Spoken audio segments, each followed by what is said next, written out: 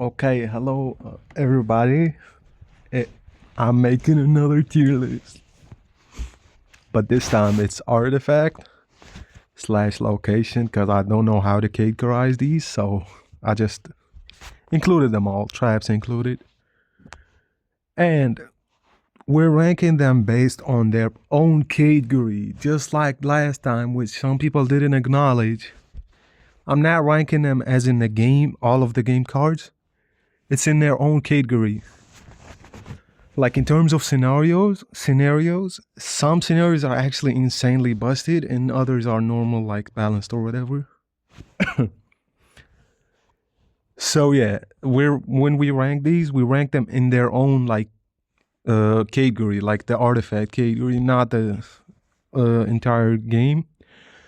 But we're also ranking them in their decks, like, and we're not gonna like focus on that thing, like the deck variation, and if the deck is really good or bad that plays them. And let's begin. First of all, we have Vial of Forbidden Knowledge. Vial of Forbidden Knowledge is really a good card, like a really good card. It is on the balanced end though. It is really balanced. At 4 provision, you cannot go any lower. Some people could argue that it is really valid when you have it in deck, so you could like bump it up to 5 provision, but I don't see that. I don't see that at all. Some people really get mad. Okay, I gotta take a second. Okay, my social anxiety was kicking in big time. So here we go. Vial of Forbidden Knowledge. Boost an ally. Now that is like this basically plays for an 8. It's an 8 for 4, which is like valuable at least. But it is most of the time included in the deck, hopefully to get to have the opponent playing like a mirror, not a mirror match specifically, but a mirror card, Vial of Forbidden Knowledge. If the opponent is playing it, you practically have knowledge of their entire game plan. Like, you know what they're gonna do, you know when they're gonna do it. And unless they play around that too, they're gonna lose. Unless like the matchup is favored in your favor or in the opponent's favor, which is already like a loss, even without the vial. But this card is really balanced because at face value, it's an 8 for 4, but it has the potential to like decide entire games, which is weird, but it is not that common. Like not that common to see. So most of the time, it's just an 8 for 4 sitting in your deck doing nothing. Which kind of like not that good in terms of value because a lot of factions have a great 8 for 4 cards that synergize with the other cards in their faction. Nonetheless though, really good. Now, how the mighty have fallen. Okay, why do I keep quitting? Megascope. Megascope was like one of my favorite cards. Not a long time ago, but it's like a year or two ago when I just started the game, which already invalidates my rating because I'm a new player. Megascope, like really extremely high ceiling, but could absolutely cook you in the later rounds. But that ceiling alone gives it the excellent rating. I mean the great rating, which is balanced. Because at 5, its max value is like, let's say, Uncried Warrior, like let's say Uncried Great Sword or whatever, I forgot his name. Let's say you copy him, you basically got a 10 for 5. Let's say you copy a Bear Witcher, you got a 9 for 5. Let's say you copy a Griffin, 9 for 5. Now, let's say you don't have those in your hand in a short round 3, you're probably gonna copy a 4 or you're just gonna forfeit. Which sometimes like happens, you cannot work around it. But as a card, it is really balanced. It has high highs and it has low lows. You know what I mean? You cannot like if you buff provisions cost, like if we make it a 4, it's gonna become too busted. And if you nerf provision card, you're just gonna kill it. It's already not seen enough play as is. Up next, Just go in there, bro. Just go. What does bro do? Thunderbolt, Thunderbolt. Bro does nothing other than being in your starter deck. Like this card in the starter deck, it's just basically a trap for new players because some players are gonna think, "Ooh, stationary boost. That's gotta be good," because I'm gonna save my engines. It's a trap for new players. Terrible, absolutely terrible concept, terrible card. The boost on order, you could say it synergizes with some hand buff or some cards that like can engines, like let's say. But at 5 provisions, hopefully the Gwent side is correct because I don't know why the heck this is 5 provisions. It plays for 6. I'm sorry, 6 for 5. That already requires the unit to be on board. Hey, let's chill about it. Let's let it go. Terrible, absolutely. I'm not gonna put it in meme because there are some meme cards, which they're in a category of their own. Now, filter, I forgot his name. Petrie's filter. This, unlike the other one, is really like good, and it's balanced because at 4 it's gonna become too OP with the what's her name? Puppet Master, not her name, his name. The Puppet Master. No, Master of Puppets, my bad. And at 6 provisions it's gonna be dead. Now, is it great? I don't think it's that great. Now it really has some synergy with a lot of order decks. But those order decks tend to like sacrifice a lot of their provisions on the order cards. AKA they're not gonna have actually like decent cards that contend. Other than meme decks. Meme decks like don't care. They do not care about their misspent provisions. I don't know how to spell it. Yeah, it's really good, but it's not great. It sees play. It sees play. That's it. It's good. It is not great. Like mediocre at best. Actually, I might even drop bro here. It's good too. It is not that great. Yeah, I think I miscategorized these, but balanced is better than played often. I think. The 5 for 5 trap, actually extremely well balanced card. Has the surprise factor of like your opponent is not gonna know what he's gonna play into. That alone is like really good for the provisions. And the spring is at 3 damage. Let's say they have a really good unit on 3. You could take it out. Let's say you're playing against Nilfgaard statues. They have that vampire dude that keeps like targeting, lock and poisoning, giving doom to your card. I forgot his name. I'm sorry. Let's say they play him and you already damaged him. He's left on like 2 or 3 HP. You could just basically sink this in. For which that scenario is like really unlikely to happen because what the fuck are we doing? But it could happen and it could save you. Really like decent. The spring damage is really underrated, but it is not played for the spring damage. It's played for the ambush. And the ambush is really decent because it's gonna keep your opponent guessing. It's a staple in traps. Staple in elves, staple in elves traps, staple in elves waylays. It's really good. Mantis on the other hand. Mantis is a really sad card, bro. Because it's got a 5. It's a 5. I hope they show. Yeah, they show that Trent Mantis. Now, when your opponent plays a card, Poison. Poison really has a lot of synergy in Scoia'tael. But most of that synergy is not like trap synergy. You gotta run another poison card to make this work with traps.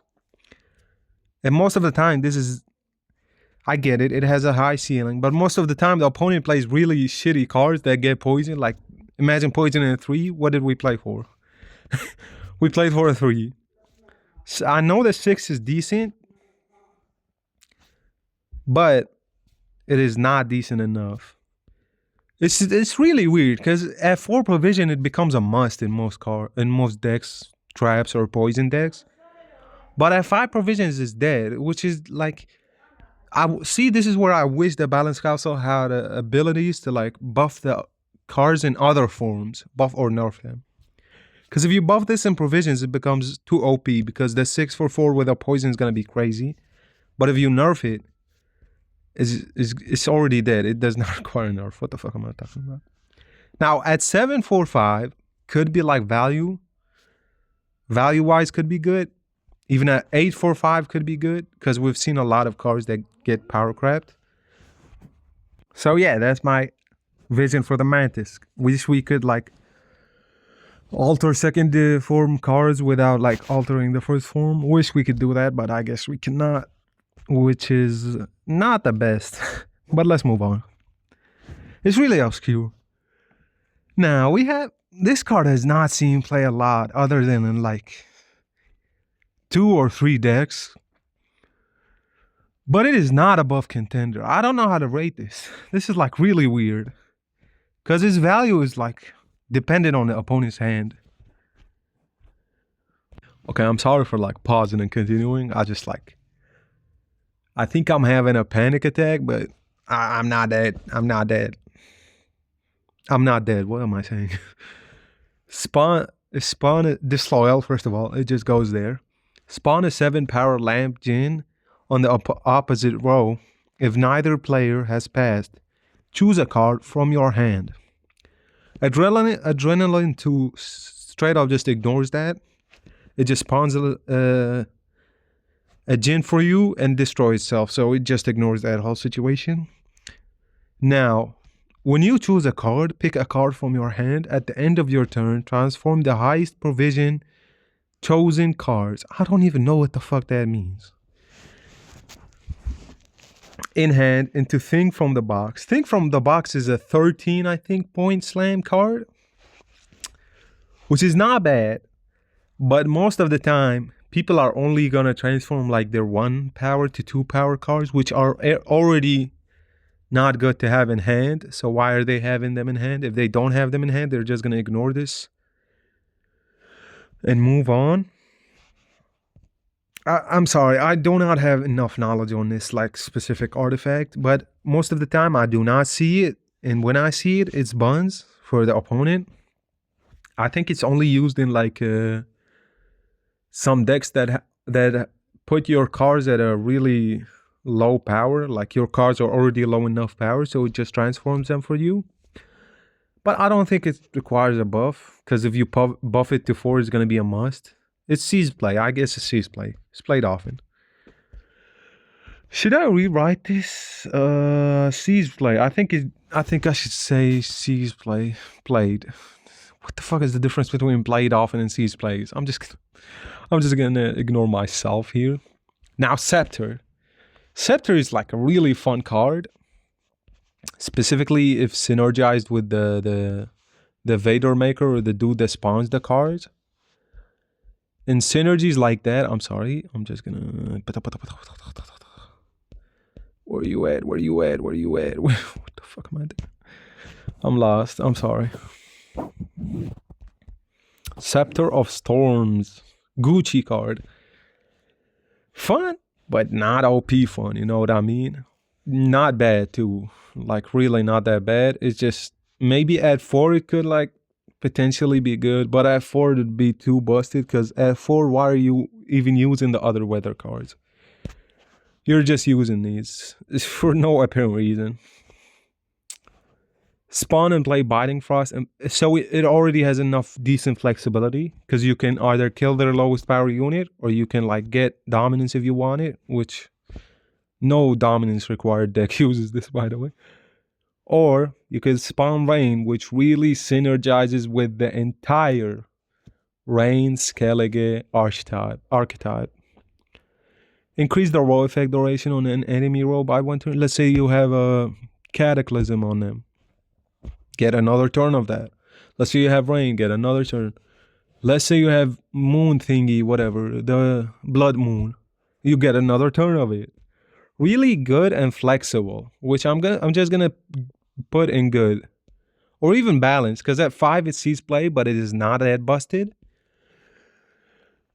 Now, balanced is like great, and I know great means like some card is really fucking OP, but I'm just saying great means balance. Like the card is really in a good state right now. It does not require a buff or a nerf or any changes to it. It just is not a popular card, and we gotta be okay with that. We gotta move on. Now, straight up, it's not nerf contender is really a harsh word because I don't want to go with it a lot. But this card most of the time provides like over the top value. Let's say the opponent has 7 cards on their roll. That's 7. 7 times 2 is 14. 14 damage on a 6 provision card. See, the ceiling is really high. The ceiling is like 18 points per for 6. 18 for 6. That's already an insane ceiling. Insane. 18 for 6. But let's say they have 2 cards. That's 4 for 6. Which is like does not happen a lot. Most of the time the opponent already has like at least 5, which is enough value. And I think it's balanced actually. It's really good. And now excellent like really is a weird way to like frame the cards. Or nerf contender, but it is decent. It does not see any type of counterplay because you're not going to know if it is played. Most of the time you're going to think it's another trap, and it's going to hit home really hard. Really, like, unless you're specifically playing around traps, which means you're playing card. Even if you're playing around traps, this card is going to get at least three units, which is enough value to justify it being in the deck. 6 for 6. Not crazy value, but enough to justify it. This card is like amazing. Let's just move on. Okay, now this is such a fun card. Fun as in like really unique and definitely good to... What the fuck am I talking about? Really unique, that's it. Whenever you target an ally unit with a special, give it vitality equal to the special's provision cost. Whenever you target an enemy unit with a special, give it bleeding equal to the special's provision cost. Bleeding and vitality. Okay, we're back. Oh my god, I paused like already like more than the time I'm recording. But vitality and bleeding as a statues in the game, they're not the best. And the bad thing about them is that they're timed statues, which means they do not work that well with any deck. They just go tick one by one every round, every turn, which is not good because you want whatever you do to the opponent or to yourself to be instant. Let's say you're down 4 points, you get vitality for on a card of your own, and the opponent passes. That 4 is not gonna save you. You gotta play another card.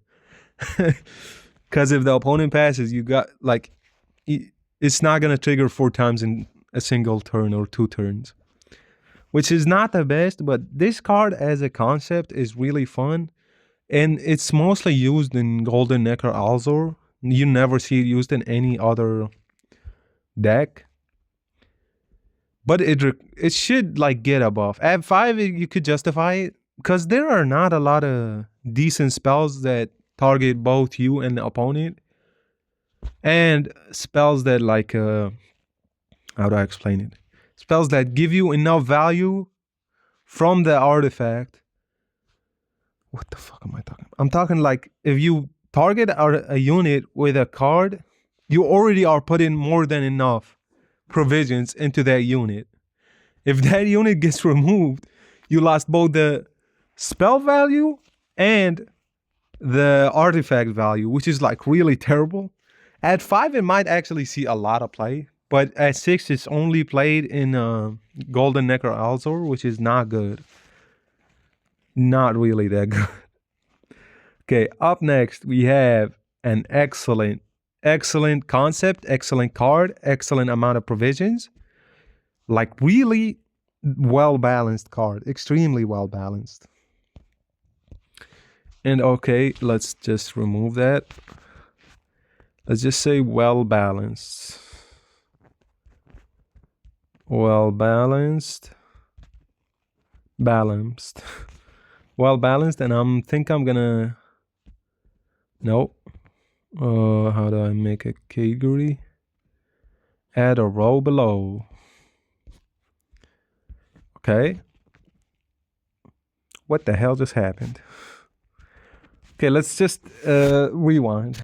Okay, so now that we added another entire row, I guess we're chilling now.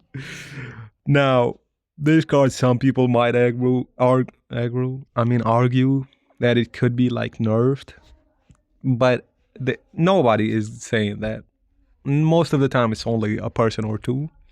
Which, with full respect to you, man or woman, or whatever you are, please relax. This card is buns. When the opponent plays 4 provision cards, what is it doing? Play for 4 provisions. That's buns. Spring Mechanic is like a rain-free passive.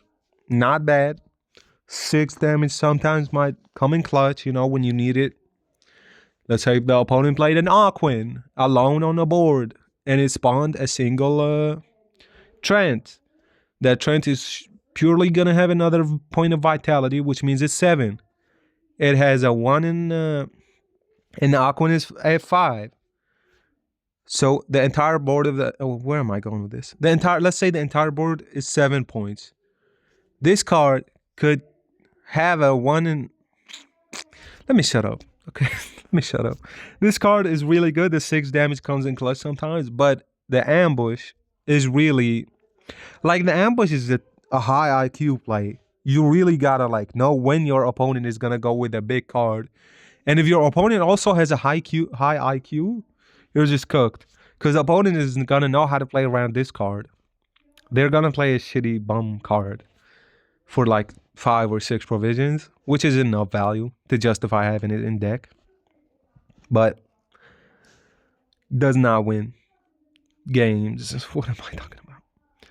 Okay, now the well balanced, it means that it does not need either a nerf or a buff. A balanced is on either side of the spectrum.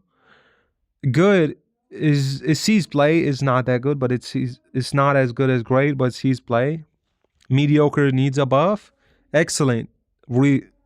Sometimes just requires a nerf. You feel like the card requires a nerf, which is good because some cards really get out of line. Other than the top category, which is a category of its own. We're gonna get to that though. Up next we have a Forbidden something. Arcane Tome, my bad. Arcane Tome is mainly played in Shoop and in special heavy decks.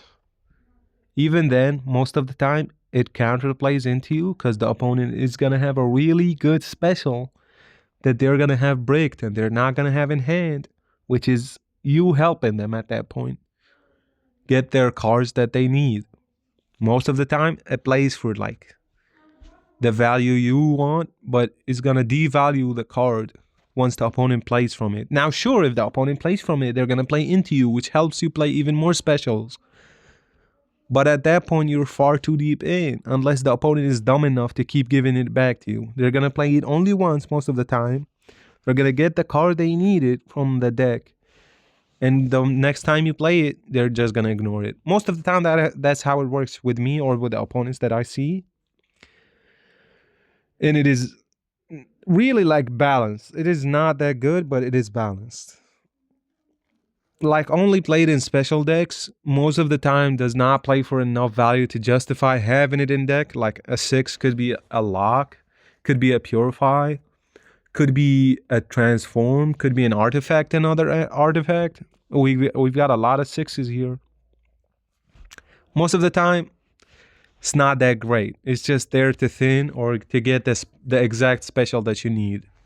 Let's say you're playing Alzur and that girl that doubles the specials. You could do this in a single turn. with Golden Necker and like the book if they give it to you. You know what I mean? You could double Golden Necker, which at that point you just thin 6 cards from your deck. You just lost. You just lost. You have nothing for round 2 or 3, unless you're playing it in round 2 and 3, which that requires a lot of setup. Up next we have the Horn. Horn is not is it's really good, but it's not it. I see it played in a lot of Elves decks, but even in Elves decks, most of the time they want another 7 provision card, which is what we're gonna go next for. Most of the time they don't want the Horn for 7. The Horn for 7 really cooks like a lot of it cooks itself. It ruins its own self because it's a surprise mechanic, really good surprise mechanic. The spring is just the surprise mechanic, but minus 2 points, which is not that good. 6 points for 7. Oh my god. I'm like autistic. 8 for 7 is not a hit, especially when we go with when we talk about the other tabs. It's gonna really shine, but it is not bad as a surprise mechanic. It is really good. At 6 it might see play. Honestly, I'm gonna put it in buff contender. It really requires a buff. At 6 it might see play, but at 7 there are a lot of traps that do better than it. Not a lot, it's just 2, but they do enough. And there are traps at 6 and 5 that are doing even better than it. It's really only there in your decks just for you to get that surprise mechanic and like for you to feel good about yourself when you hit it. And if you don't hit it, you're just gonna get cooked. Because most of the time, if the opponent knows that you played it, if you really want to be discreet with it, you play it on a single unit. Because when you play it on a single unit, they're not gonna think it is the Horn, and then you play another unit beside it. But that already tells the opponent that you straight up played the Horn, which most of the time is not good because they're gonna play around it. 8 points is not that hard to play around, and if your opponent is smart, they're just gonna do their thing. Now, up next we have the GOAT of elf traps, not dwarves. Extremely, like, I don't want to say it requires a nerf, but it's extremely well balanced. Some people could argue that it requires a nerf because most of the time you're playing this off of Angus, which is already at 12 for 7. But it is like the elf dwarf traps deck. Why do I keep saying dwarves? I'm like, I watched Lord of the Rings a bit of time ago, and like I really mix up elves and dwarves, so they like I really think they go together because of the 2 dudes. Oh my god, Legolas and Gimli. I think I really love them. So let's move on. What the fuck am I talking about? Nah, let's not move on. This card has insane synergy with infinite amount of elves cards. Not infinite, all the elves cards. Let's go for faction. Let's go for Scoia'tael. Let's go for troops. First of all, synergy with Jimbo. Come on. Reordain. I know he's not like the most obvious example, but let's keep it. A trap and elf. What does that get you? A trap and an elf, which means you can instantly put him in after it. What the fuck? Not put him in. Put him in. Play him. Vernasil. Such a baddie. She's a baddie for real. What am I talking about? Straight up gives her 3 elves, which is 6 damage, or allows her to go even more. Allows you to even have more elves in the deck. I mean, on the board. But it mostly synergizes with the damage. 6 damage is not something to like laugh about. Angus, it's giving him 3 points for like the trap. Eldane, and not only does it give you elves, it also gives you a trap that you could transform. Yorvith could play it again, which is like 24 points plus the 6 on him, which is 30 points on like the 7 and a 9. 30 points from 7 and a 9 is like ballistic type of, I don't know, crazy. Yeah, Isengrim gives 3 elves stat for him. Isengrim. What more? Torovil, I think, gets that synergy already because it's gonna give him. Ailerin gets that synergy. I'm sorry. It is the Yavin, even Yavin gets value out of it. It is the elves card to have if you're playing elves traps. Not even elves traps. If you're basically playing traps, it is the card to have in deck. If you don't have this in deck, you're playing traps wrong. Up next we have F5 could see play. Genuinely, I'm not even trying to be disrespectful. This card is Buns Armory. Resilience, it's like one of the most busted statues to have in the whole game, but it is practically a waste on this one because what does it even do? Boost by 6. That's already given one of your unit to be tall, which is like removal target. Even if it's an engine, and they remove it, they just basically got double value from it.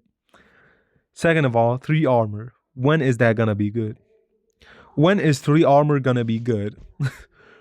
Who needs 3 armor? Like, there are infinite amount of cards that give 3 armor. Even like this card might genuinely need to be at 4 to be good. Genuinely, I don't want to put it in bad/useless because it's mainly for cards that are not capable of being changed. But it could, I guess double buff it could change it. Up next we have Serpent's Kiss, I think. Serpent Trap. Okay, I was thinking of another thing. This card is like really good for traps. Not too busted, extremely well balanced. Now you could argue this could require nerf at 8, but the traps, the elves do. Actually, yeah, this might need a nerf. This at 8 could become like really decent. This at 8, this goes at 6. Why am I trying to act like I'm a balance council? I'm the entirety of the balance council. This at 8 still is gonna see aggressive amounts of play, but from the feedback I got on my on my scenarios video, I guess it is really busted with the Ragnarok scenario. I guess, I don't know. I have not faced it. I only faced it in pure elves traps. I keep trying to say dwarves. I'm sorry. Okay. Holy fuck, we got a lot to go and we're 30 minutes in. I don't know. I don't think I'm gonna keep doing this shit. But it is really fun talking about these cards because I love them. I know I don't play them, but I love them. Serpent Trap, really balanced. Does not need a nerf in any way or form. Does not need a buff in any shape or form. Really balanced. Plays. Has insane, like really has insane ceiling with the ambush. The spring. The spring mechanic is really good. Like such a easy thing to think of, but such a really like good idea. Destroy the lowest power units. Let's say your opponent plays Sir Scratch-A-Lot on an empty board. Say adios to that Scratch-A-Lot. Like really, let's say they play a high power card on an empty board. Say adios. Let's say they drop an Alula first turn. Say adios to that Alula. Let's say they drop a tier. Say adios to that tier. Why do I keep saying adios? Okay, I got a really good name for the post when I posted on Reddit. Okay, why am I thinking of the future? Vandergrift? Balanced. I'm just gonna put it at balance. It's not too crazy, not too good. 5-point removal is really good to have. 5-point removal with carryover is excellent to have. I know it's not carryover like per round carryover, but it is carryover in the same round, which like gets you This is only played in pure decks. But even then, she's played in a lot of different decks, and it is not that bad. 5 removal gives you 5 boost on whatever unit you want. Let's say it's an engine, you're gonna keep that engine safe. Let's say it's a dual unit, that basically just removes whatever card they put, if you want to remove it. Really good. Synergistic with a lot of cards in the faction. Not bad, not amazing, but really great. Holy fuck, I did not even look at the categories when I said that. Oh my god. Up next we have I don't like this. I don't like this. Black Blood. As a concept, I don't like it, but I see how it is played, and I see why some people like it. It is an alchemy though. It is a Novigrad alchemy, I think. It might actually be a neutral. Wait, is it a neutral? Yeah, it is a neutral, my bad. I'm goofy. Neutral alchemy, which means it could be played. let's not do it. Let's not play that, because most of the deck does not have anything that boosts the opponent unless you're playing a Mardrome on them. Holy fuck! Wait, Mardrome, Black Blood. Where are we at? Oh my god! Wait, you could like leader delete this because the leader is a Mardrome. Oh my god, wait, am I Jesus? Wait, not Jesus, am I genius? What the fuck, why did I say am I Jesus? Astaghfirullah. Really good. It's not like really popular. You do not see it played a lot. It's mostly in Nilfgaard Knights and sometimes in Nilfgaard Mill for some reason, because they're gonna have that leader on standby. And I've never seen it in Druids. I'm joking. I'm not like even joking. This card is not used in Druids because they do not want to control. They just want to put out engines. They never want to control anything. Let's say they have a banish just for other meme decks. And they're not going to want any control. They're just going to hyper enginize or whatever that word is. Candle. Candle is really good, amazing. Perfect, you could say perfect, but it is not nerf required. It is like excellent. I kept that category for like nerf contenders only, because the ceiling is so high on this one. But this one only has so much ceiling. Conjurer's Candle only has so much ceiling. Most of the time, the resilience of it pays off extremely well, because you're gonna play this into second round to third round. Most of the time, this is not the banish targets that the opponent is gonna banish. This just sits there. Profit 4. The profit, I know it's not good. I know it's a low tempo play, but most of the time you want to play this into round 3 from round 2 after you won round 1. I'm finding it really difficult to say round for some reason. The fee gets you like a pay engine. Like you could get all the money you want and you spend it safely, but it is limited. It is really limited, which means like at 9 cost you're not gonna do it. It's mostly used up until like the 5 cost or the 6, because people use that if they don't have any other engine. And most of the time this is a 1 for 2, you know what I mean? Like you pay 1, you get 2 points. So think of V1, boost an allied unit by 1, increase the boost by this card's fee cost. Yes, it's a based 1 for 2, you know, 2 for 1. Okay, yeah, so staple in any fee based syndicate deck, and it's really not a banish target. Really good. 8 provisions is already like enough of a sacrifice for it. Does not need a nerf, does not need a buff. Extremely well balanced, such as the category. Now, Drakenborg. Drakenborg. Boo boo doo boo. Doo doo doo doo. Such a doo doo card. Which is like really terrible, because the art, genuinely, I love the art of it. Drake and look at the art, bro. Bunch of crows, bunch of bridges, a hanged dude. I'm not. I'm definitely gonna get demonetized. Why am I talking about monetization when I'm not even famous? Definitely a meme card. Summon a unit from your deck to this row and lock it. Give an allied unit vitality. This order is never used. Order is borderline never used. The card is never used. What the fuck am I talking about? Summon a unit is most of the time only for the hyper thin priestess deck, which uses a snowdrop with a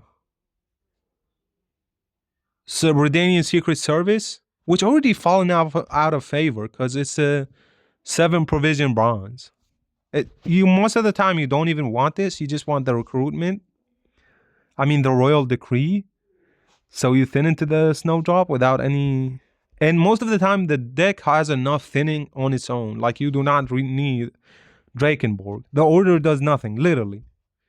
Unless you want a double thinner, you're never gonna use this. And I'm borderline gonna put it in bad. Cause it is never gonna see play. Let's say you're playing Griffin. Even Griffin is not good. Arch Griffin is not gonna want it. Cause let's say you summon it. It is locked. You summon a purify with it. You purify it, and then you boost a unit by the amount of boost it had. It's not even boost, it's vitality. Oh my god. Who needs 67? Oh my god. Who needs 70 vitality? Like, let's say your Arch Griffin is at 20 power, 22. Why are we playing an Arch Griffin anyway? It's on 22 power? Who needs 22 vitality? How are we gonna make use of that vitality in faction? I'm talking in faction. How are we gonna make use of that vitality? Let's just move on, man. It's bad. It's borderline bad. It's not me. Ooh, up next we have the 8s. The 8s are really fun. Like, they all have similar concepts. And this card, I see it played, honestly, and it does not. Most of these 8s are just gonna go imbalanced. Because they do not require a buff or a nerf. They're good at as they are. The Salamandra hideout, like, straight up just extremely well balanced. Does not need any buff or nerf.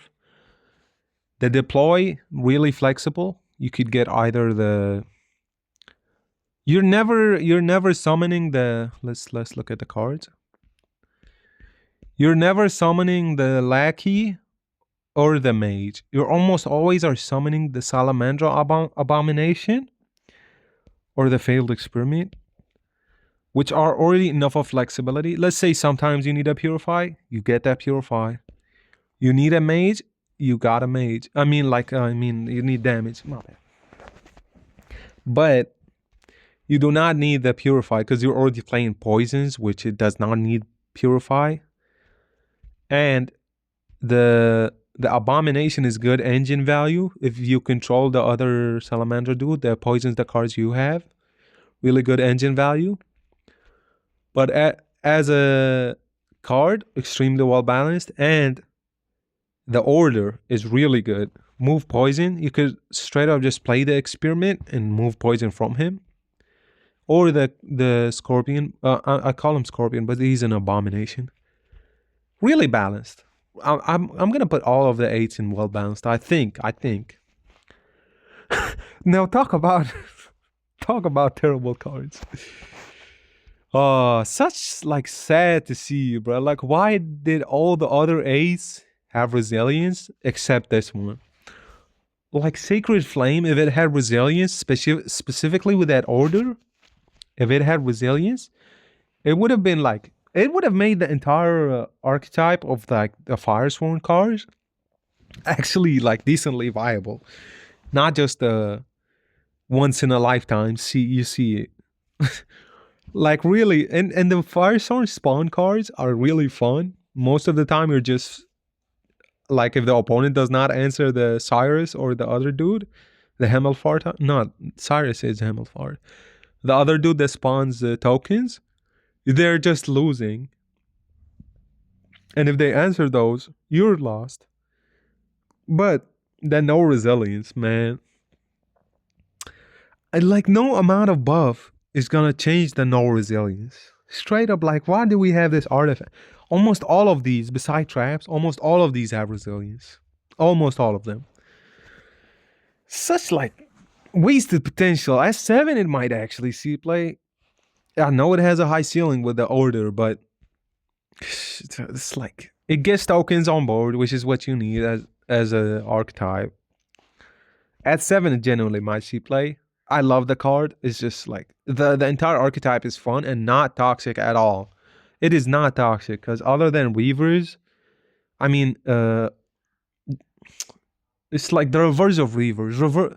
Reavers just delete whatever you have on board if you don't control them.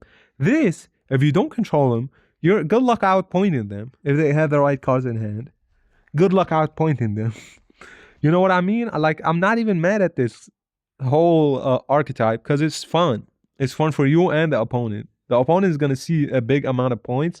They're not going to be mad at it because you did not remove any of their cards. You were just chilling. They got outmaneuvered, you know?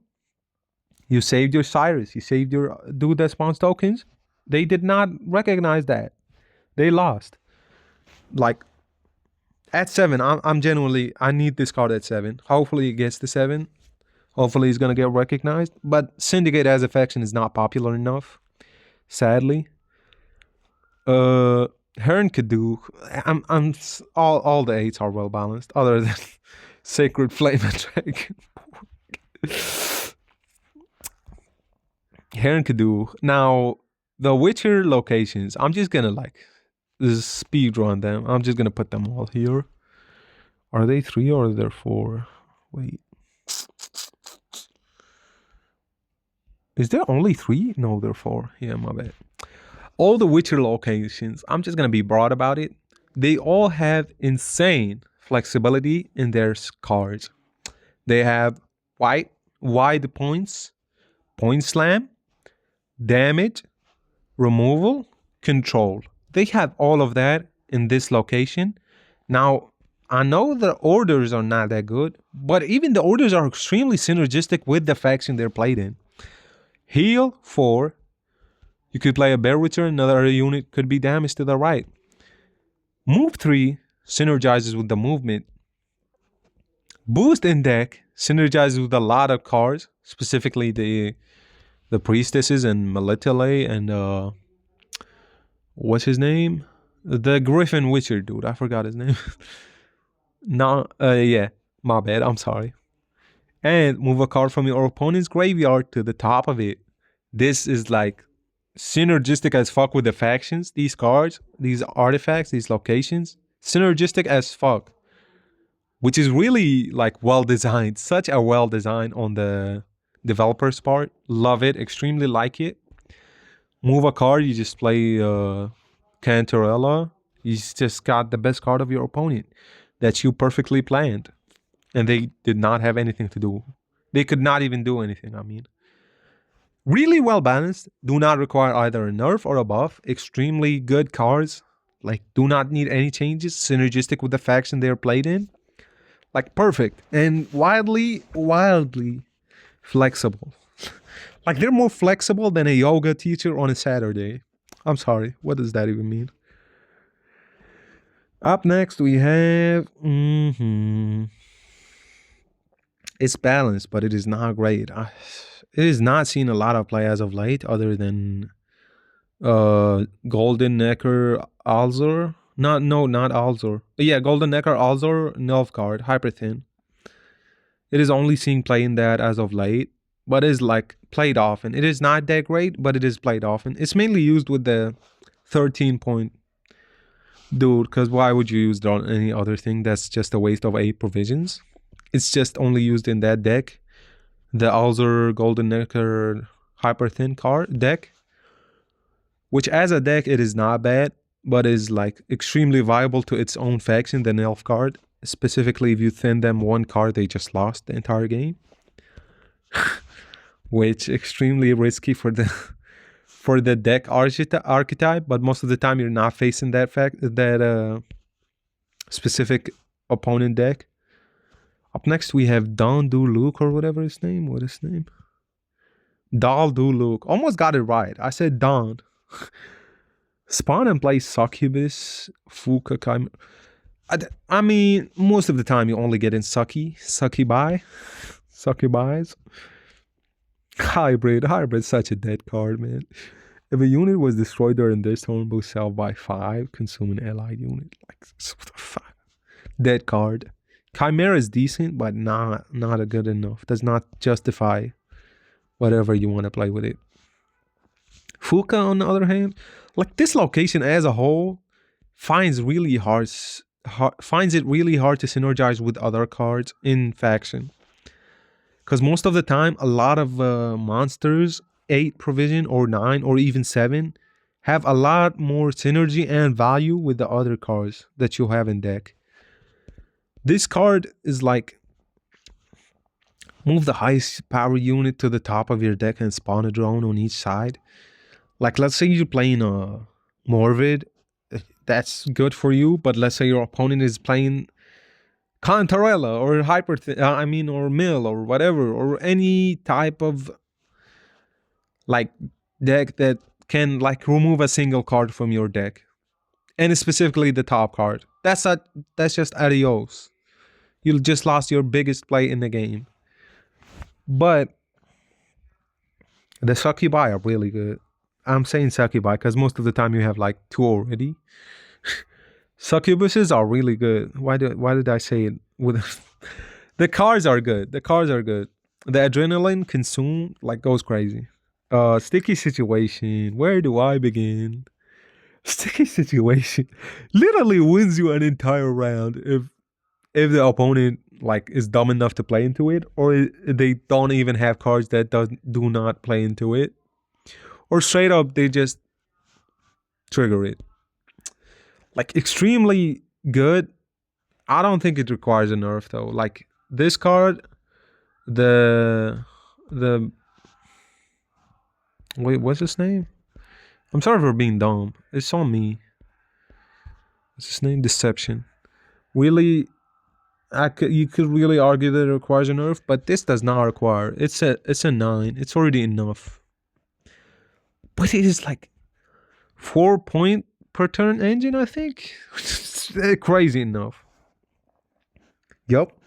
4 point per turn engine. And what really puts it on over the edge is the synergies it has. Is this amount of synergies it has is really good for like the Elven traps cards.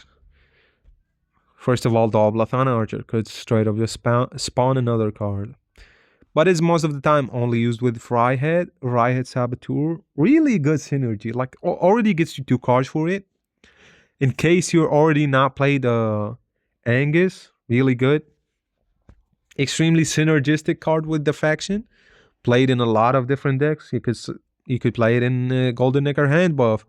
You could play it in straight up just hand buff. You could even play it in spells or whatever, because it's gonna save your cards.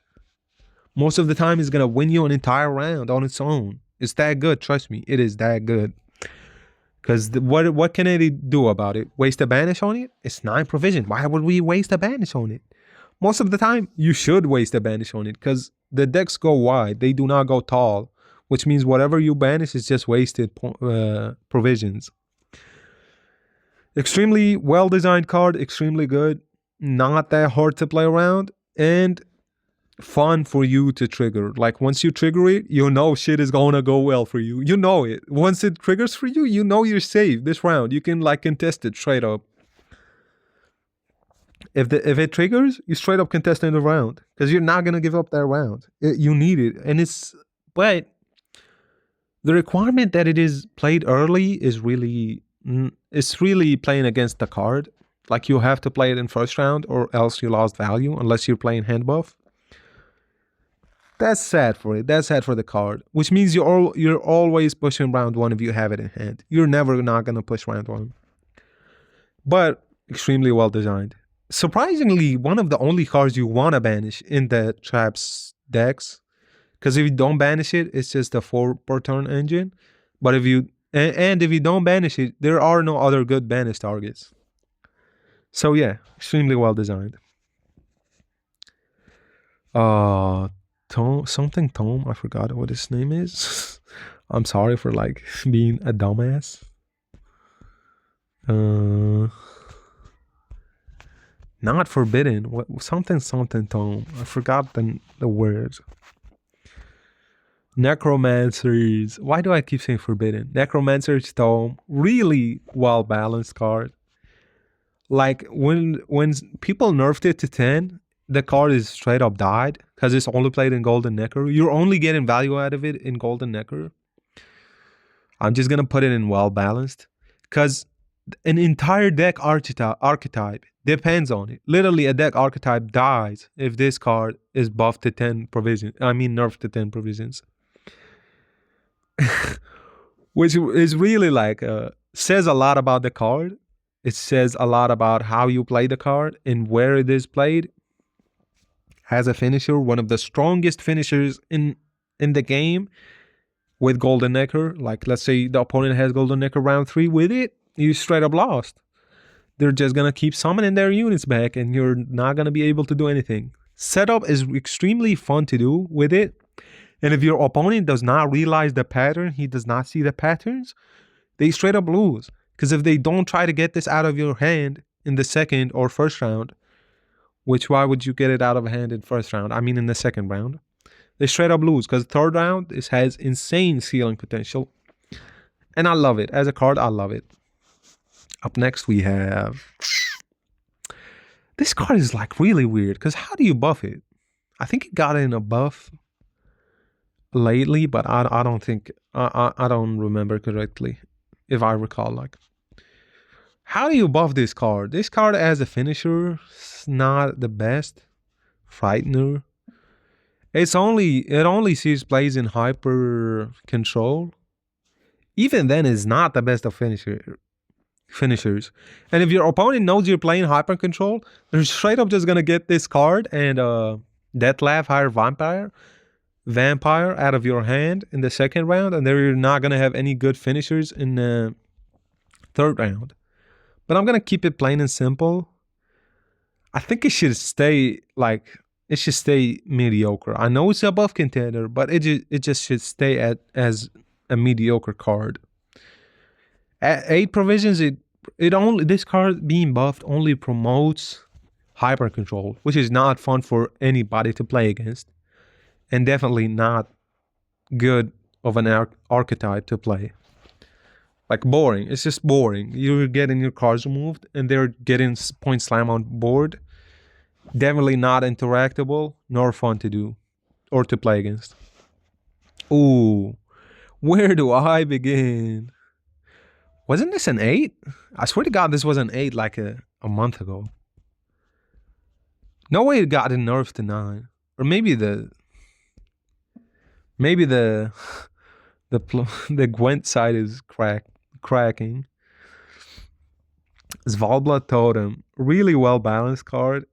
It does not require a nerf or a buff. Now you could say it requires a nerf because it's resilience with a lot of self-damage synergy and 2 fanatics for Svalbard, like the Svalbard instant trigger. But it is really well balanced. Even at 9, I'm just gonna put it here because it is not like that difficult to deal with. I know it's a lot of self-wound synergy, but self-wound decks tend to play into their own, so if you just let them be, like, they're gonna get points. But if you have point generation of your own, you're gonna be good. Unless they're playing like Draco Turtle and the dude that damages something by half and damages you. Like, that's straight up lost. I'm gonna put it in well balanced. Or should I just put it in balanced? It's not. It's really good. That's the problem with it is that, like, the value outweighs the provisions, but only if you have the right cards in hand. Because if you don't have the right cards in hand, it does nothing. It also could trigger the what's her name? I forgot her name.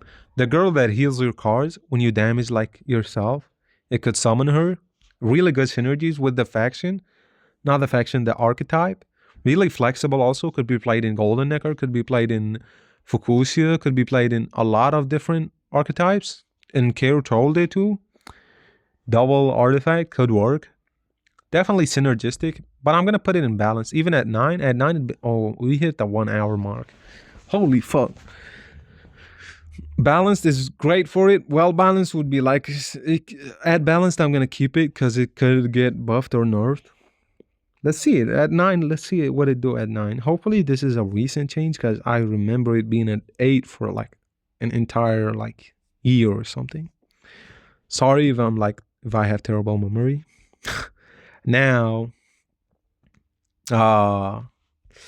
Land of 1,000 Fables. Really fun. Oh, you see, I spam that word a lot. That like most of the locations or artifacts have insanely fun designs, but most of the times these designs play against the cards. Like the design is really good, but it limits the card to one deck or nothing. Only Sihil. At 8, really busted for Sihil because nobody's gonna play it in any other deck than Sihil. Are you playing Golden Necker? Why would we play this in Golden Necker? It's an artifact that plays Golden Necker, which means you need another artifact to play Golden Necker. Or you could have Golden Necker in hand and play this, and have a special ready. But most of the time, any Golden Necker deck requires only 1 or 2 specials, so that you could be more consistent with the decks you pull, with the cards you pull, I mean. At 8 is only gonna buff Sihil. Sihil is a single deck archetype, no matter the faction. You just remove cards and play cards of your own. That is it. No matter the faction. Does not have any change to it. And if you buff it, you're basically buffing a toxic deck. So I'm just gonna put it in good. Because Sihil decks are not the most popular, but they're popular enough to stay like here. They're not popular enough to like not be here. What is the meme category? Why do I even have the meme category? Is there anything that... Oh, yeah. Yeah, I saw it. Up next, we have Flotsam. Flotsam at 10. Good. I'm going to put it in good. You only see it in Reavers and in triple artifact Northern Realms decks. But those decks are buns. Respectfully. These decks suck. Triple artifacts? What are we saving provisions for? Christmas? What other provisions do we have? Why are we wasting them on these? Create a bronze Northern Realms. Now, the potential to high roll with this is crazy. Imagine getting Reavers or getting like any... Why am I scrolling down like there is anything? Let's say you get Reavers. Let's say you get Ship Ballista. No, not Ship Ballista. Reinforced Ballista, my bad. Like the ceiling with this is really good, and the order ability is extremely fantastic to synergize with the cards that you already have in deck. Let's say you play the Reaver support or whatever his name, a Reaver Scout. You played him, you gave him Zeal, you used his ability, you gave him Zeal again, you used his ability again with this order. There's double Reaver Scout ability in a single turn that is mostly busted because you're gonna either use it on a Reaver Hunter or whatever his name, Crinefred Reaver. I keep calling them Crinefred Reaver. Bro, it's like really well said in the game. They say it in such a good tone. And not that I like the deck archetype, but I played it and it's like really fun for you. Surprisingly, not that terrible feeling to play, but it is annoying for the opponent. I know it is annoying for the opponent. That's why it's disliked a lot. I dabble sometimes. Really synergistic and extremely well balanced. Not extremely well balanced. What the fuck am I talking about? Really good, but not busted. Could be buffed to 9 provisions. At 9 provision, it could like be extremely fun for Golden Necker as an artifact to have in. But Northern Realms as a faction is really overbuffed. Like the faction really requires a lot of nerfs to put in place. I know it's getting nerfed endlessly every month, but the faction as a whole is extremely good. Like a lot of good cards in that faction. Up next, Count Reuven's Treasure or whatever. Count Reuven's Treasure. Only played, of course, only played in triple. A lot of these cards are surprisingly triple artifact, because it's most of the time it's not good enough on its own. It requires synergy with another artifact. Or the scenario. I'm sorry, I'm chewing gum. What is this recording, bro? This is really unprofessional. Profit 0. Increase the profit. Most of the time you're playing this for at least 12. Okay, I'm gonna stop and record again. Okay, I'm back. Most of the time you're only playing this for at least 9. Sometimes some people play 12 crimes, which is ballistic, where we haven't that much crimes in deck. But with the leader ability, I think hidden pockets. I don't think it's hidden pockets. But it's that leader ability that buffs you, that buffs the card, boosts the card by the amount of over gained coins or whatever. Deploy, create a bronze crime with provisions equal or less to the excess coins gained from the profit. Most of the time you're creating a 5 or a 4. Some people be going crazy. They create like Vivaldi's Bank for some reason. They already have a 9 and they decide to like profit even more. But whenever you gain coins, gain counters equal to the excess amount gained. At the end of your turn, lower the counter by 1 and gain a coin. Really fun. It's the thing that plays against it is that it's basically a discount Novigrad. Really annoying. It's basically Novigrad if it was even worse for some reason and had less consistency. I'm sorry. It's gonna be in mediocre. Yeah, it's gonna be in mediocre. Actually, might be in good. In good. It's not as bad as those. Ooh. Amazing. Nah, let's just keep it in great. Portal. Really good to give consistency for decks that lack consistency. Like, Skellige Witchers as a deck could not be without this. If they don't thin out the 2/4s, they straight up lost.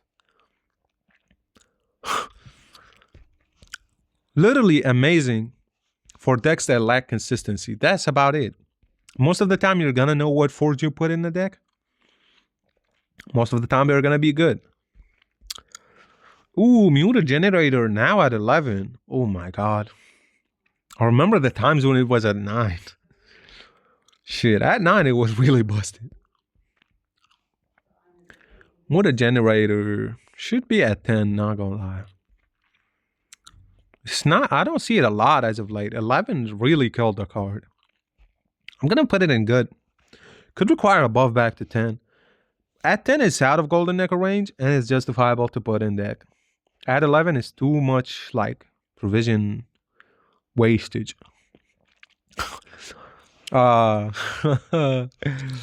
Armory. Where do I begin? Muta Generator, really self-explanatory. You boost something in deck if you played it range, and you boost something on board if you played melee. Boost the cards with the same provision. That's it.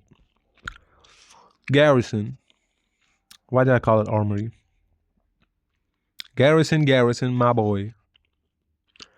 Most of the time played only in meme decks. Reavers, Scout, Spam. What else? soldier heavy nerf guard decks.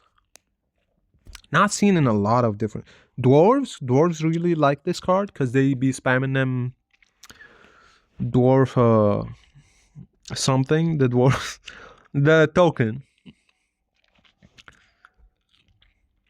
But I think it doesn't require anything. It's really good. It's balanced. It sees play. It's not that bad. Oh, up next we have Jimbo Limbo.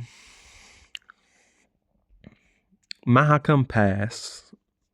For the provision cost, really flexible card. Could be played in specials. Could be played in dwarves. Could be played in elves. Could be played in whatever you want. Mahakam Pass. For a card that only creates a dwarf, really flexible. Specifically for that order. Tempering.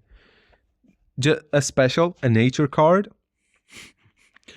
And a card that saves whatever you want to save. And extremely synergized. I'm just going to put it there because at 12, maybe it's going to be too nerfed. But it is not well balanced. The card provides too much value for the cost. Not value like point value, but value synergy value. It has a lot of different synergies. Maybe nerfing it could limit it only to dwarves. Most of the time, dwarves don't even like playing this card. Dwarves like to play the normal dwarves, not the artifact. That's why I'm mad about it. Like we're gonna see this with Care Troll Day too. Like they are created for a specific deck archetype, but even that archetype does not play them. Okay, the bonded mushroom truffle or something? Mushy truffle.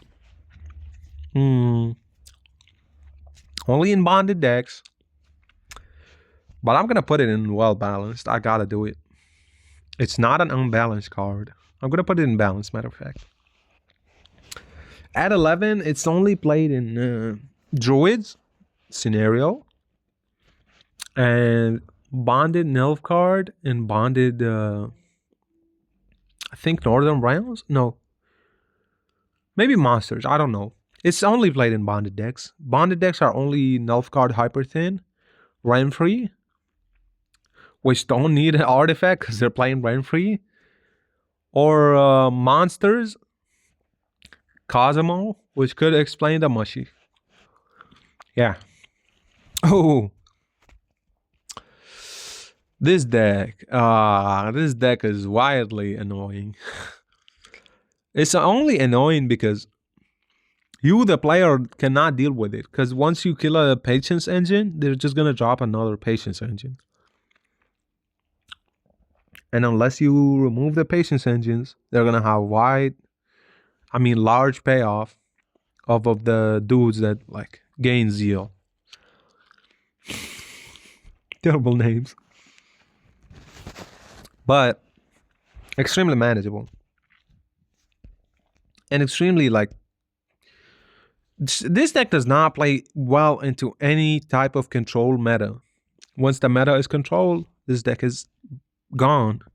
Disintegrated. Like Thanos snapped out of the meta. Let's do this. Council. Council has seen a lot of nerfs. War Council. Seen a lot of nerfs, sadly. Not sadly, I mean, it's justifiable nerfs, but like this card does too much. Look at first 3 cards. That's already thinning, which means you're gonna play a card. And you get to see what cards you have in deck up next, which means you can like either thin again with the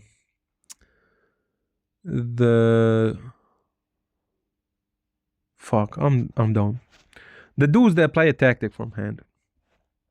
And it is a tactic.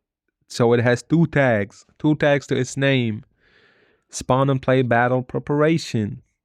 That's already assimilate synergy. Thin, resilience, assimilate synergy. Look at deck, like deck vision. What the fuck am I talking about? Extremely well balanced. Requires that much provisions to be played. At 12 though, at 12 is I don't see it a lot at 12. At 12 I only see it in soldiers, which means the assimilate gang do not need it anymore. But assimilate keep getting nerfs for some reason, bro. Like only nerf them to a certain point. I know the deck is annoying because it just plays into your deck. They're just gonna play your best card. Let's say you have a rune mage, you automatically lost if they put spine on it, which is what I like to do most of the time. When I get a blue coin or whatever, and they pass on 7 cards, you just play the rune mage there, and they're not gonna have rune mage. But most of the time, they're gonna create it off of the bribery. Such a fun deck to play it into. Like you don't. I'm not fun. I mean annoying deck to play into. My bad. I think I'm losing brain cells as we record this. Bakala, Mabala. Yeah, I definitely lost brain cells there. Bakala. Where do I begin, Bakala? Like extremely soldier heavy artifact, unless you're playing triple artifact location shoop, which justifies it. Definitely 3 carryover. Point slam in the 3rd round. Extremely great. Wide point slam, let's say. Not a tall point slam, wide. It's played in Mushy, War Council, and Bakala. Really good. Could definitely save you. Gets you out of a round safely because it's going to drop 2 engines. Most of the time you're going to give flanking. So that ship that gives flanking is going to do something decent. It's going to get like at least 6 or 8 damage from the flanking units, which is good enough value. Most of the time you're only playing it for the thinning potential with the Imperial Marine. That really is good. And it has movement, which means it saves your units that don't have armor. You could just move them to the back and give them armor. It's extra movement, even more than the leader. White Frost, fuck. White Frost is really like consistent. As a deck, it is really consistent. And it's really good, man. Like it's perfectly good for some reason. No matter what the meta is, White Frost is still gonna perform. That is what I'm mad about. I'm really mad about that. The deck is not toxic. Because if you know how to deal with it, you're gonna deal with it. But it is, I hate how prevalent a deck is, you know? Like it is really prevalent. And this artifact is not the best card in that deck, which is like, let's just put it at well balanced. Because as an artifact, it does not require nerf. It's not the card that we should nerf. Another cards are nerfable, but that's what it do. That is what it does. I'm gonna get flamed so bad because I do not have enough vision about the game. Not vision, knowledge. Novigrad. Novigrad could be in Temple territory if it had immunity. Honestly, if it had, but it is extremely good.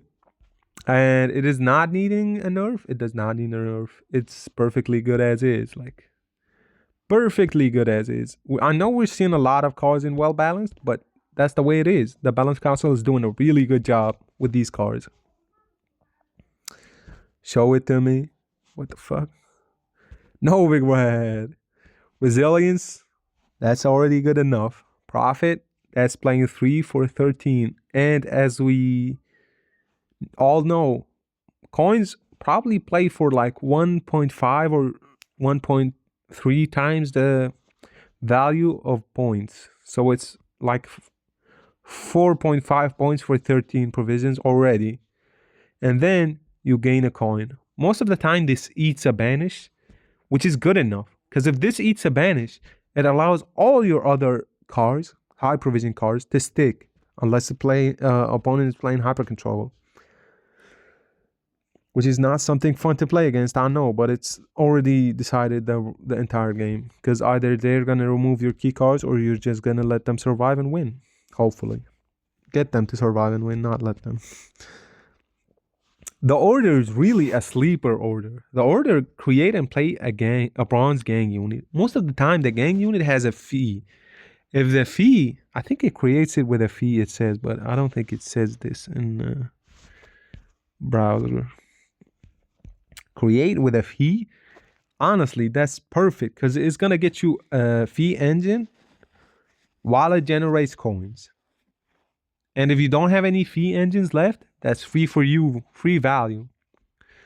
Such a great card, extremely well balanced, does not need a nerf or a buff. It is good as is. It already plays for enough points to justify it. Let's say it eats a banish, it already got you 3 coins. 4 coins. Because it generates you 1 after you drop it. That's already enough value to justify the banish and like it staying in your deck. Hopefully it doesn't get nerfed because it's one of the really well balanced cards. Care Troll Day. Another artifact that suffers from identity, same as Mahakam Pass. Care Troll Day is like sad to see because it's not meant to be played in Self Wound. It's meant to be played in Pirates or Warriors, but it is not played in those. It is only played in Self Wound. Sometimes off of Compass, it's played in other decks like Pirates. Pirates Compass definitely play this. From Compass specifically. And Warriors. Warriors also on Compass. Nobody wants to run this other than Self Wound, which really makes the Self Wound deck viable. Like extremely, not viable, extremely better, even better than it already is. It's good enough, but it makes it even better. I'm going to keep it at balanced. I did argue for a nerf, but then I was like advised by others to just shut up. Like a provision buff. Like to put it at 12, but I saw what the others were telling me, so I changed my mind. It really has insane synergy with Draco Turtle, with not Svalblood, the dude that keeps not dying. What's his name? Bro, I swear to God, I used to play this dude, but I forgot his name. I'm sorry, I have like terrible memory. Sigvald, yes. Extremely great synergy with both of these cards, which already is enough value, is gonna get you enough value to justify it in deck, unless you're playing Golden Necker. Up next we have, this deck is really falling out of favor. Not deck, this card. This card is really falling out of favor. Archfiend. I don't see it played a lot in Statues Nilfgaard. That's sad. This should be a Nilfgaard statue staple, but the provision nerfs it took is not it. The problem is that Nilfgaard statues is not fun to play against. No matter how the meta looks, it is not fun to play against. Just sad for the card. Because it's an extremely fun concept. Not only does it thin for you, but it also is a resilience constant order. Whenever you play an agent or an aristocrat, you get an order out of it. And the order is good enough because it's statues. What does that deck need? Even more statues. Extremely fallen out of favor. I'm going to put it in buff. I do not see it a lot. I know the deck is annoying as an archetype, but I really like the card. I can see why the card requires a buff. 13 provision is way too much. They already have enough costly targets to put in deck, like the same Masquerade Ball. And the dude, wait, what the fuck?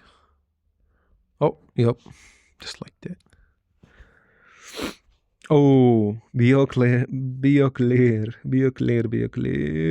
What the fuck am I doing? Beoclair. Is it Beoclair?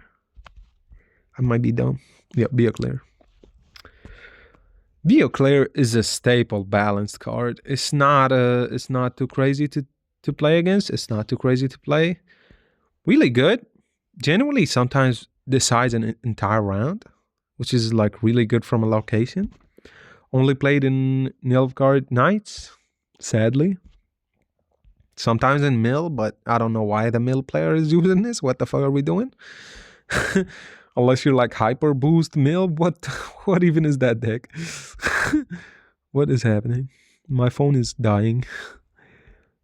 Oh my god, we're almost at 1 hour and 30 minutes. Can we do this before the 1 hour 30 minutes mark? Yeah, that's it. The card has extremely good orders. Set an allied unit power to match the other unit, the highest power enemy unit, which most of the time you already boosted that unit enough to provide enough value for your cards.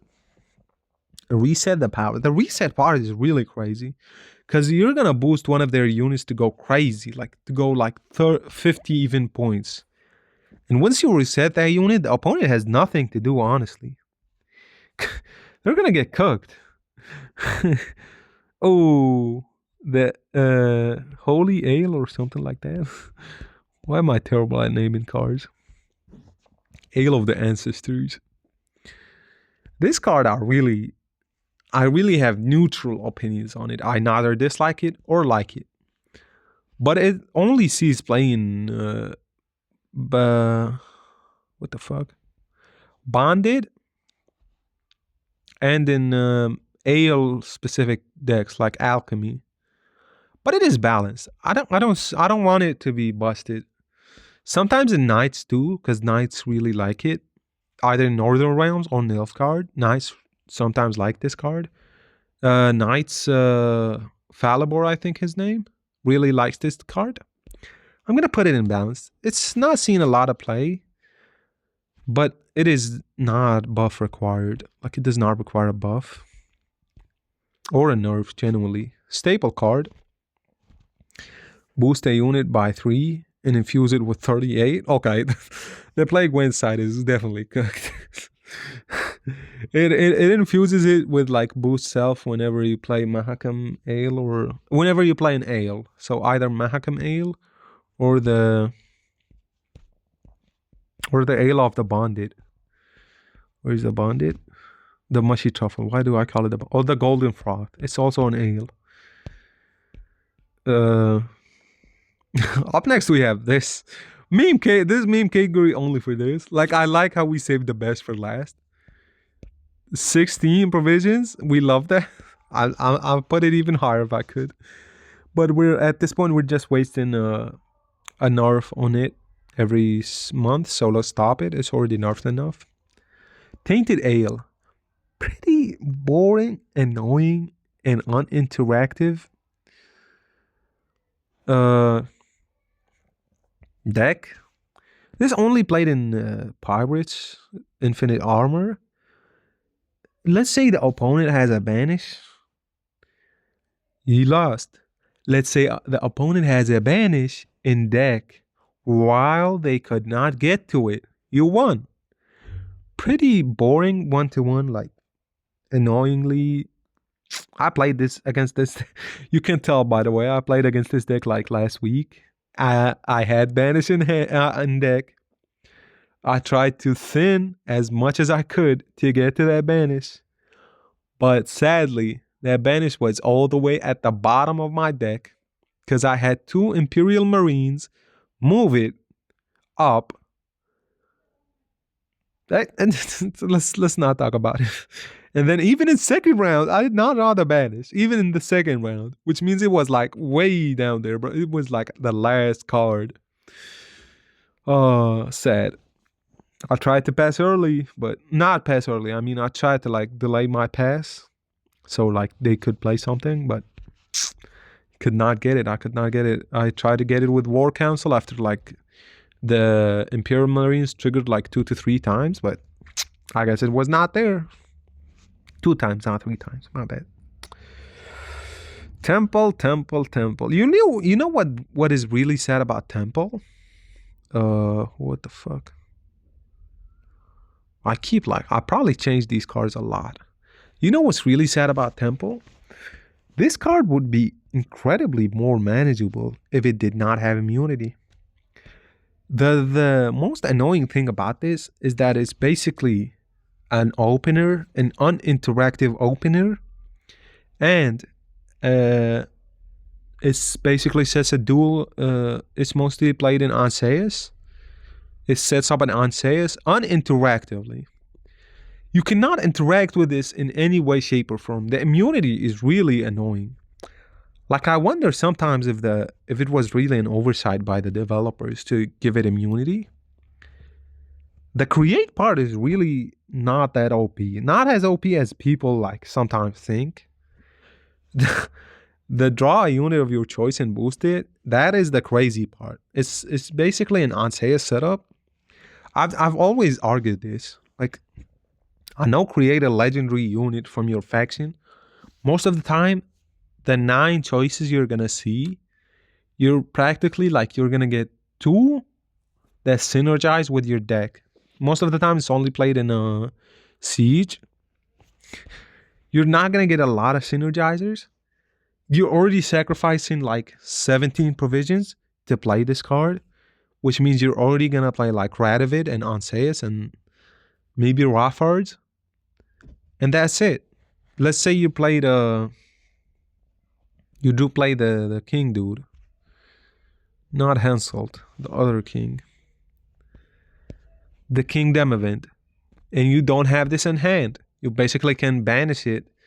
Not only does banishing it and banishing 3 bronzes thin your deck, but it also allows for you to have the Dem event as an engine on board. And the saddest part about this card as a whole is the uninteractability. The immunity really degrades the card. It is what makes the card annoying, because let's say you have a banish. You can waste a banish on this. You're basically going to guarantee the opponent does not have a big Anseus as a finisher. Or like a big card, any card. But the uninteractability of it is what makes it not fun. That's my whole justification, and that is my list. Hopefully everybody enjoys it, and we broke the 130 minute. The 130 mark. So yeah, hopefully you had fun watching this. I definitely had some autistic moments at some times, but this is my rating. Hopefully you guys like it. Okay, goodbye.